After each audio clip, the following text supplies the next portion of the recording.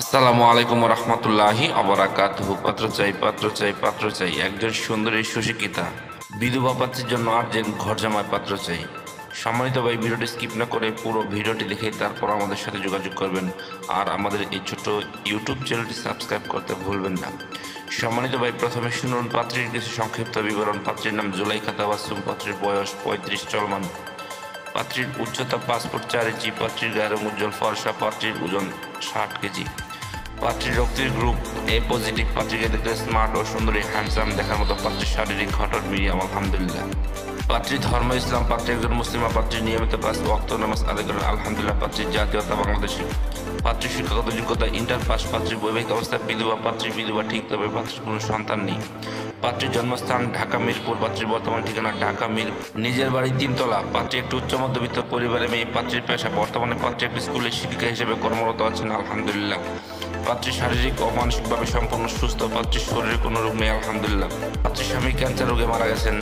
সম্মানিত ভাই, এবার শুনুন পাত্রী কেমন পাত্রের আশা প্রত্যাশা করি।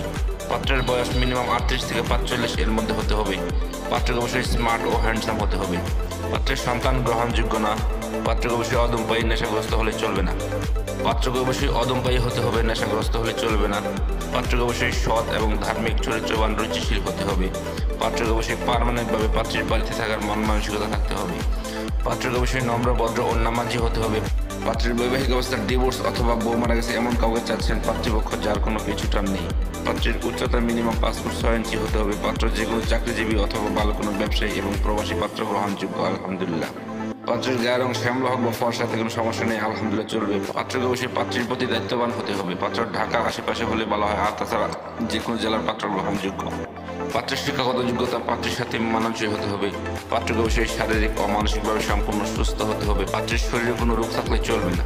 সম্মানিত ভাই, এতক্ষণ তো এই সুন্দরী সুশিক্ষিতা বিধবা পাত্রীর পুরো ডিটেলস আপনাদের সামনে উপস্থাপনা করলাম।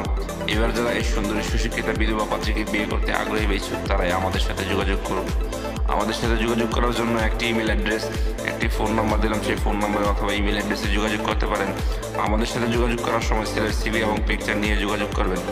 সবাইকে অসংখ্য ধন্যবাদ ধৈর্য সহকারে ভিডিওটি দেখার জন্য। এবার দেখুন পাত্রীর পিকচার।